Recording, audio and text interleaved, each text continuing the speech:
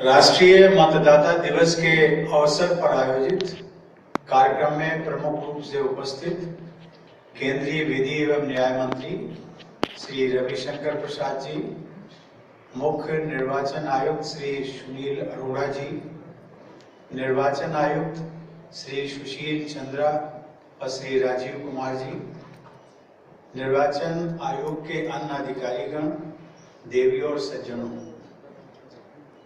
हमारे जीवंत लोकतंत्र के संचालन में चुनाव प्रक्रिया की प्रमुख भूमिका है।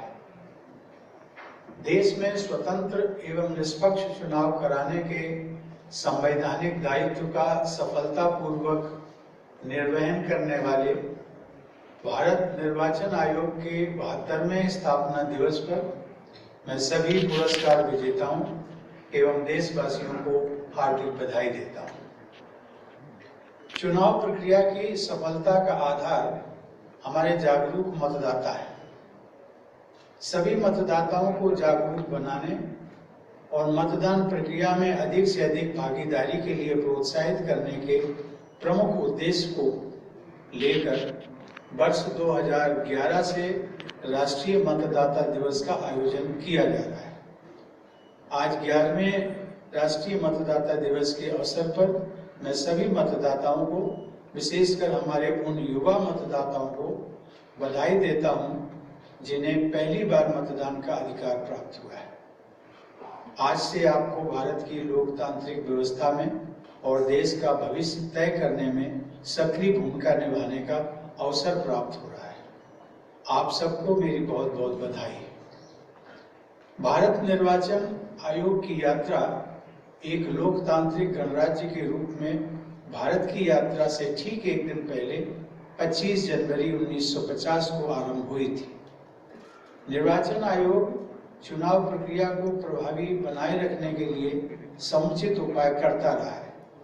सशक्त निर्वाचन तंत्र के निर्माण के द्वारा भारत निर्वाचन आयोग ने पूरी दुनिया के समक्ष उदाहरण प्रस्तुत किया है।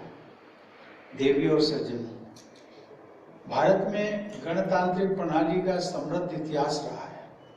स्वाधीनता प्राप्ति के बाद भारत के संविधान के माध्यम से रोपे गए लोकतंत्र के पौधे की जड़ें लगभग 2500 वर्ष पुरानी गणतंत्र की मिट्टी से पोषण प्राप्त कर रही हैं।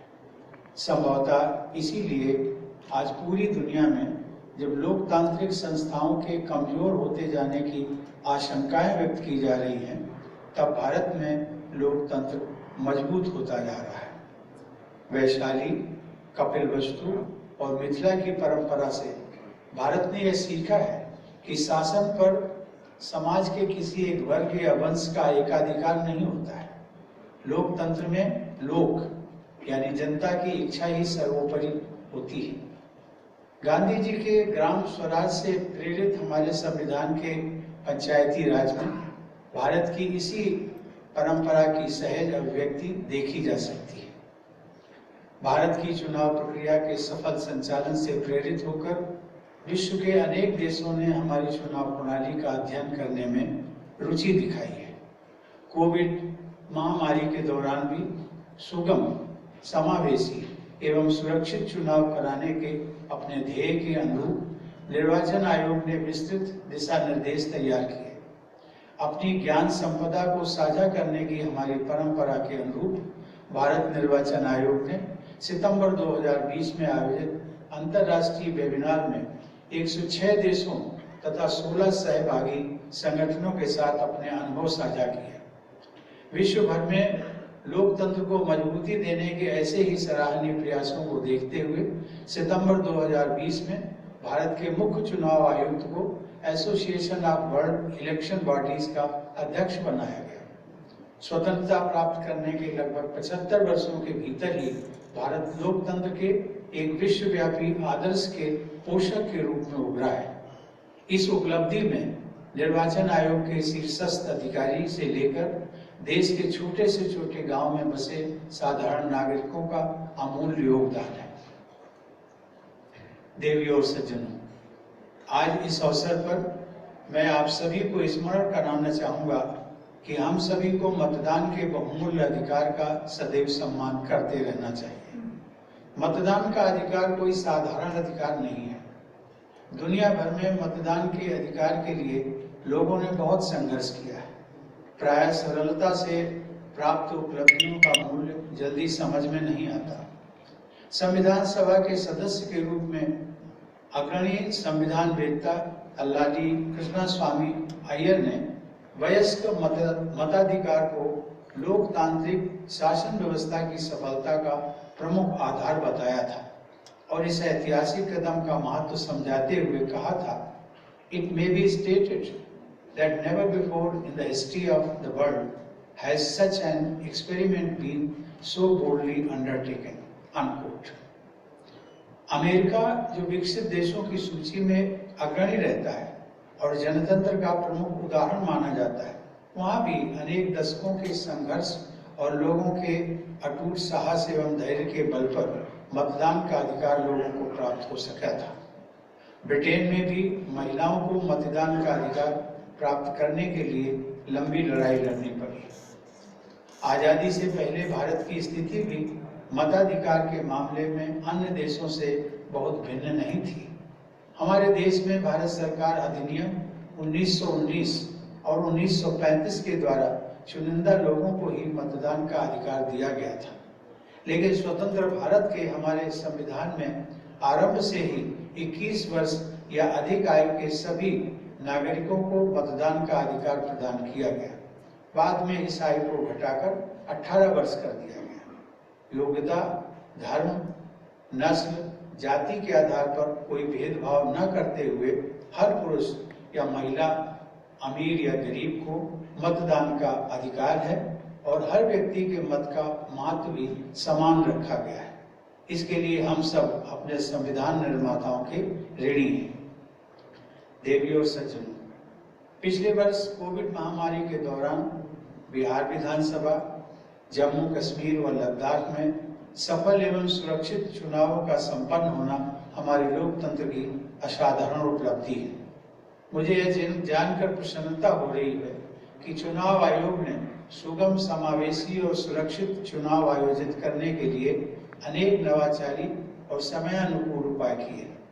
मुझे यह जानकर प्रसन्नता हुई है कि बिहार विधानसभा के चुनाव में दिव्यांगजनों, 80 वर्ष से ऊपर के वृद्धजनों, आवश्यक सेवाओं में कार्यरत मतदाताओं अथवा कोविड से संक्रमित या क्वारंटीन में रखे गए मतदाताओं को डाक मतपत्र अर्थात पोस्टल बैलेट की सुविधा उपलब्ध कराई गई।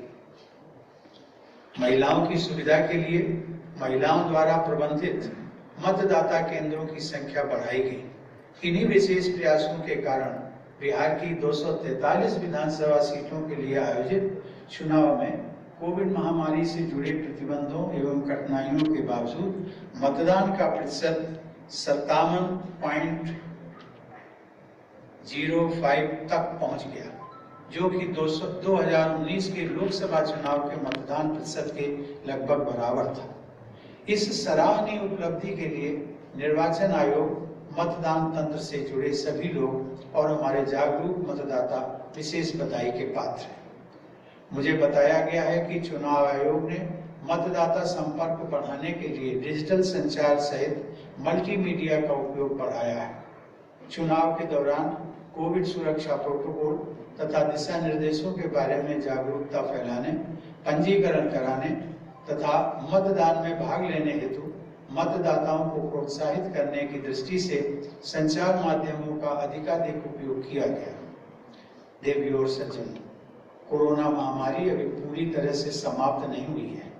2021 में भी निर्वाचन आयोग को अनेक चुनावों का आयोजन करना है। आयोग ने मतदाताओं को safe, empowered, informed and vigilant बनाने का ध्येय तय किया है। नए मतदाताओं के नाम जोड़ने के विशेष अभियान चलाया गया। डिजिटल इंडिया के साथ साथ सूचना प्रौद्योगिकी के उपयोग के लिए नवीन उपाय किए गए। मुझे बताया गया है कि इन प्रयासों के परिणाम स्वरूप 1 जनवरी 2021 तक लगभग 27 लाख नए मतदाताओं के नाम मतदाता सूची में शामिल किए गए हैं। अब हमारे देश में मतदाताओं की संख्या लगभग 92 करोड़ से अधिक हो गई है। जिनमें महिलाओं की संख्या लगभग 44 करोड़ से ऊपर है। भारतीय संविधान के प्रमुख शिल्पी बाबा साहब डॉक्टर भीमराव अम्बेडकर ने मतदान के अधिकार को सर्वोपरि माना था। इसलिए हम सभी का, विशेष रूप से पहली बार मतदान का अधिकार प्राप्त करने वाले हमारे युवाओं का दायित्व है कि वे न केवल स्वयं अधिक से अधिक संख्या में पूरी समझबूझ के साथ अपने मताधिकार का प्रयोग करें, अपितु दूसरे लोगों को भी प्रेरित करें। अंत में एक बार फिर मैं सभी देशवासियों को राष्ट्रीय मतदाता दिवस की बधाई देता हूं और आशा करता हूं कि हम सब मिलकर अपने देश में लोकतंत्र को मजबूत बनाने के लिए अपना योगदान निरंतर देते रहेंगे। धन्यवाद। जय हिंद।